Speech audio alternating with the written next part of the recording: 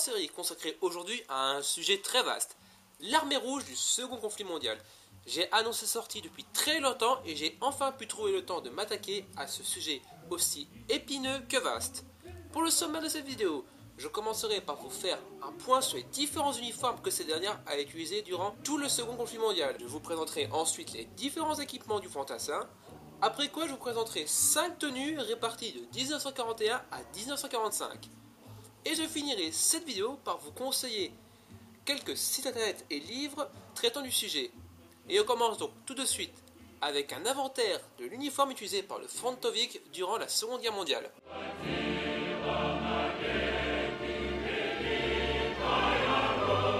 Le soldat soviétique de 1941 est équipé de façon anarchique. Beaucoup de soldats n'ont pas reçu un uniforme complet ou encore pire, n'en possèdent pas. Cela est dû à la crise de croissance que connaît l'armée rouge et qui est très mal gérée par le haut commandement. Mais faisons ici abstraction de cet état de fait pour se concentrer sur la composition théorique d'un uniforme. Celui-ci n'a pas cessé d'évoluer au cours du second conflit mondial pour simplifier sa production et ainsi pouvoir équiper toute l'armée. Et on commence donc tout de suite avec la blouse. Sûrement un des plus grands symboles du fantasme soviétique, on distingue donc plusieurs modèles. La blouse M29 qui fut très peu utilisée, reconnaissable à ses boutons de la fente de poitrine apparent, en 1941, elle est pratiquement entièrement remplacée par la blouse M35. Sur ce modèle, les boutons sont maintenant dissimulés par le manche de tissu et son col est réalisé en deux parties. Les pattes de col sont toujours conservées sur ce modèle. Ensuite, suit un modèle intermédiaire appelé blouse M35-43. En fait, il s'agit d'une blouse M35 sur laquelle on supprime les pattes de col pour les remplacer par des pattes d'épaule. Elle est réalisée en attendant la généralisation de la blouse M43. Cette dernière arbore un col droit, les pattes de col sont d'ailleurs supprimées. Les tireurs d'élite allemands s'en servant comme repère pour éliminer les officiers, et remplacée par des plus classiques pattes d'épaule. Il existe d'ailleurs deux types pour cette blouse. Le premier type ne possède pas de poche de poitrine, tandis que le deuxième réintroduit ces dernières. Pour ce qui est de la culotte, on distingue deux variantes, mais sa forme est quasiment la même durant tout le long de la guerre. Nous avons donc le droit au modèle M35 et M43. Ils ont une coupe particulière qui fait penser aux culottes d'officiers allemands. Elles sont renforcées au niveau des genoux.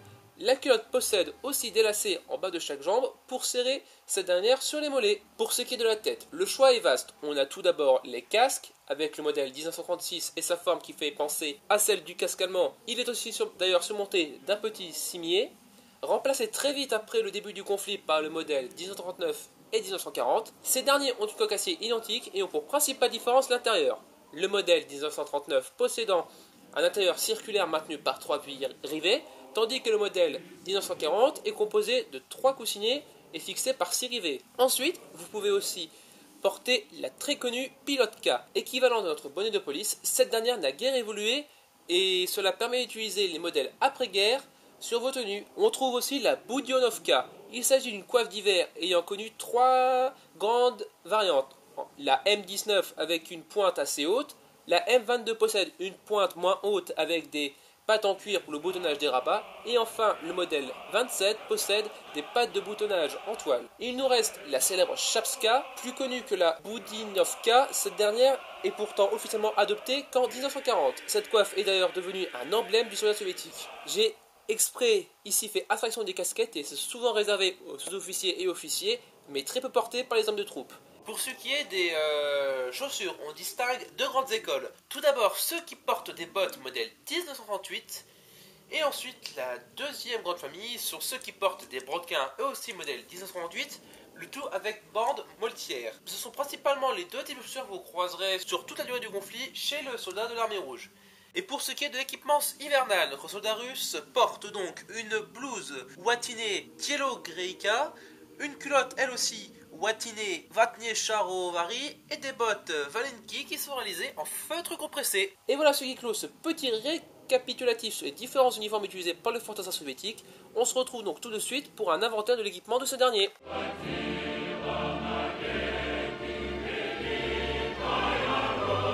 Tout comme les uniformes, l'équipement n'a cessé d'évoluer au cours de la guerre pour rendre sa production plus simple et plus facile. Pour ce qui est du sac, le soldat soviétique a utilisé le havre-sac M36, de forme carrée avec courant en cuir. Le modèle de troupe est caractérisé par une sangle située au sommet de celui-ci pour y fixer la gamelle, dont le modèle pour officier est dépourvu. Apparaît ensuite le sac à dos modèle 1939 en toile. Le pourtour des rabats de poche ainsi que les sangles de fermeture sont en cuir marron. Le sac modèle 1941 est identique au sac modèle 1939, mais seulement les pattes de fermeture des poches sont en cuir. Enfin, le sac d'assaut modèle 1930, inspiré du modèle tsariste de 1910, est une grande bourse en toile. Les bretelles intégrées sont nouées au sommet pour la fermeture. Pour ce qui est du ceinturon, celui-ci est classiquement en cuir brun avec une boucle à ardillon. Un ceinturon en toile et cuir fera son apparition dès 1938 et se généralisera durant le conflit. Pour ce qui est des cartouchières, pour le Mosin, le régime a réutilisé les cartouchières tsaristes modèle 1893 en cuir. On trouve aussi la cartouchière modèle 37 réalisée, elles aussi en cuir. Comme pour le ceinturon, les cartouchières modèle 1937 furent aussi réalisées en toile enduite et cuir. Il existe enfin un dernier modèle de cartouchière supplémentaire réalisé en toile s'inspirant des cartouchières modèle 1893. Les cartouchières de poitrine pour Mosin basées sur le modèle tsariste furent aussi réalisées. Elles étaient principalement constituées de toile, avec des fermetures en cuir pour les premiers modèles, puis un simple lacet pour le second modèle. Pour ce qui est du SVT-40, les cartouchières étaient réalisées en cuir. Le modèle avant-guerre avait d'ailleurs un anneau présent à son dos, qui est absent sur le matériel de guerre. Il existe aussi un modèle réalisé en toile. Et voici le reste des porte-chargeurs et équipements qui se fixaient sur le ceinturon. On a d'abord le droit au numéro 1 et 11 au porte-chargeur pour chargeur courbe type PPSH 41 et PPS 43. Ensuite, du numéro 2 au numéro 6, des sacs à 3 compartiments pour un à des fins. Puis en 7, un sac pour les effets de survie destinés aux évetteurs. En 8 et en 9, des cartouches supplémentaires en toile. En 10 et en 13, des porte-chargeurs tambours pour le PPSH 41. Et enfin, en 12 et en 14, une pochette en toile pour un RGD 33. Pour ce qui est de la baïonnette du fusil Mosin, on trouve deux fourreaux. L'un est entièrement réalisé en cuir, tandis que l'autre est réalisé en toile. Pour ce qui est du holster, on trouve donc deux modèles logiquement. Un modèle pour le T33 et un modèle pour la revolver Nagant. Les deux sont constitués en cuir. Pour ce qui est de l'alimentation, on distingue deux modèles de gamelles. La M26 réalisée en aluminium de forme ronde et la M36 réalisée elle aussi en aluminium mais de forme allemande. Se joint au tout une tasse et les couverts réglementaires. Pour ce qui est du bidon, il y a deux choix possibles, soit le modèle en verre, soit le modèle en aluminium. Il ne faut pas oublier bien sûr la housse qui l'accompagne. Et voici donc ce qui clôt ce point sur l'équipement du soldat russe. Je vous retrouve donc tout de suite pour un récapitulatif de l'armement russe.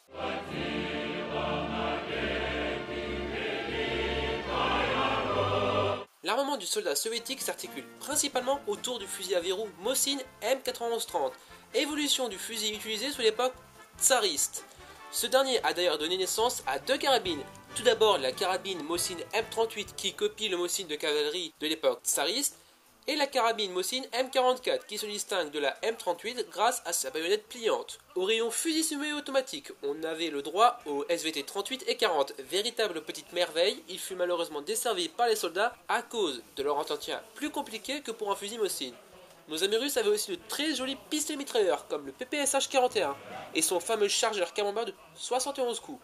Mais ce dernier fut vite remplacé par les chargeurs courbes de 35 coups, beaucoup plus faciles à garnir. Mais le PPSH 41 fut remplacé par le PPS 43, plus simple à construire, moins cher. Ce dernier pourrait être traité comme la MP40 sauce soviétique du fait de l'empreinte de beaucoup des caractéristiques de ce dernier. Pour ce qui est des armes collectives, on trouve tout d'abord la Maxim modèle 1910, une énorme mitrailleuse lourde refroidie par roue et montée sur affût à roue. D'ailleurs, dans la famille des mitrailleuses lourdes, je demande la DSK-38, une mitrailleuse chambrée en 12-7 montée sur affût à deux roues. On retrouve ensuite dans un calibre plus conventionnel la DSK-39, une mitrailleuse refroidie par air qui est montée sur un affût trépied. Et c'est la SG-43 qui clôt le bal des mitrailleuses, elle aussi en calibre plus conventionnel. Cette dernière est montée sur un affût à deux roues. On trouve aussi la DP-28, un fusil mitrailleur avec un emplacement assez atypique pour le chargeur, qui possède une capacité de 47 coups.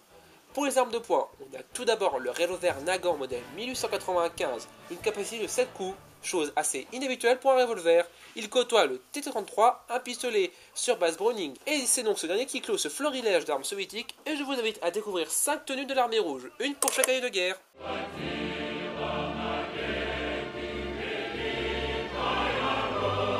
Et je vous propose maintenant de découvrir 5 tenues soviétiques, une pour chaque année de guerre. Et on commence avec 1941, avec une tenue d'un fusil d'un régiment d'infanterie basé à Minsk dans la période de juin 1941. L'équipement de ce soldat se compose du casque modèle 36, de la gymnaste Tialka modèle 29, d'un pantalon culotte modèle 35 et de bottes modèle 38.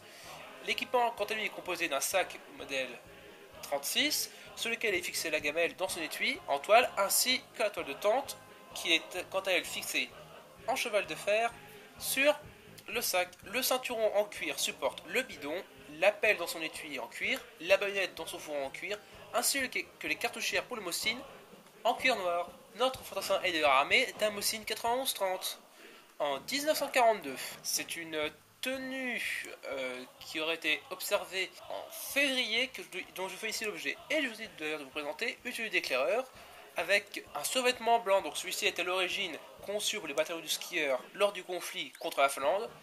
Mais celui-ci s'est trouvé tellement pratique qu'il a été adopté par des unités de reconnaissance. On ne peut pas ici examiner l'uniforme se trouvant en dessous du survêtement, mais on devine bien les bottes en feutre Valenki qui étaient utilisées pour garder les pieds au chaud. En 1943, on retrouve des tenues de l'armée qui ont servi à l'encerclement de Stalingrad. Évidemment, je ne pouvais pas parler de la Grande Guerre patriotique sans parler de Stalingrad. Donc ici, on observe les uniformes de type molletonné qui étaient utilisés pour lutter contre les périodes de grand froid. Nos deux soldats d'ailleurs ici sont armés pour le premier d'un SVT-40 et pour le second d'un PPSH-41. Ils portent une chapska et on remarque l'absence d'ailleurs du sac qui a été abandonné par les soldats et donc tout ce qu'il reste c'est le ceinturon avec cartouchière et baïonnette. L'un des soldats porte des bottes réglementaires modèle 38 tandis que l'autre porte des bottes en feutre Valenki. En 1944, j'ai choisi de vous présenter une tenue qui serait utilisée en juin à Zitomir. Donc notre fusilier porte de nouveau un Mosin 91-30, porte la nouvelle blouse modèle 43. Il est équipé d'un casque modèle 40 et on remarque qu'il porte la toile de tente en sautoir dont les extrémités sont glissées dans la gamelle. Il porte un ceinturon en cuir avec les cartouchières pour le Mosin. On remarque d'ailleurs aussi qu'il porte des brodequins avec bande moltière. Et pour 1945, bien évidemment, j'ai choisi de vous parler d'une tenue Berlin. Donc ici, on remarque tout à fait le changement entre un soldat de 1941 et 1945. La silhouette n'a plus rien à voir. Le sac a été abandonné. Et d'ailleurs, notre soldat porte un casque modèle 40, une capote modèle 43, sa culotte modèle 38, les brodequins à bandes avec les bandes moletières évidemment. L'équipement est donc ici composé d'un ceinturon en cuir et toile et de simples cartouchières en cuir. D'ailleurs, ici, notre soldat est armé de la carabine Mosin M44 avec sa baïonnette repliable. Et voici donc ce qui finit ce petit point de présentation de quelques tenues de l'Union soviétique durant le second conflit mondial. Et je vous invite tout de suite à me retrouver pour des conseils de livres ainsi que de sites internet pour approfondir vos connaissances sur le fantasme soviétique de la Seconde Guerre mondiale.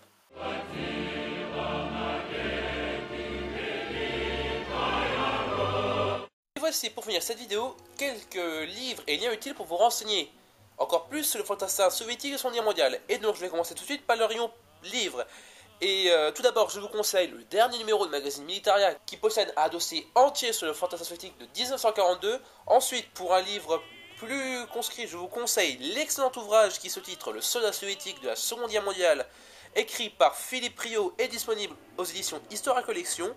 D'ailleurs si vous désirez vous le procurer, son ISBN est le 978-2-35250-099-5. Il vous en coûtera 39,95 €. Au rayon site internet, je vous conseille l'excellent forum Frontovic qui, en plus de vous renseigner sur la soviétique de la Seconde Guerre mondiale, vous renseignera aussi sur l'alter ego moderne. Et pour ce qui est de vos achats, je vous conseille l'excellent site Schuster.ru, site basé en Russie. Il vous proposera des copies de la plupart des équipements et uniformes dont je vous ai parlé dans cette vidéo. Et voici donc ce qui clôt cette vidéo hors série, j'espère que ça vous a plu. Dites-moi ce que vous en avez pensé. Pour les connaisseurs du domaine russe Seconde Guerre mondiale, demandez-moi si cette vidéo est assez complète pour paraître de bonne qualité. Et moi je vous dis à très vite pour le prochain JT.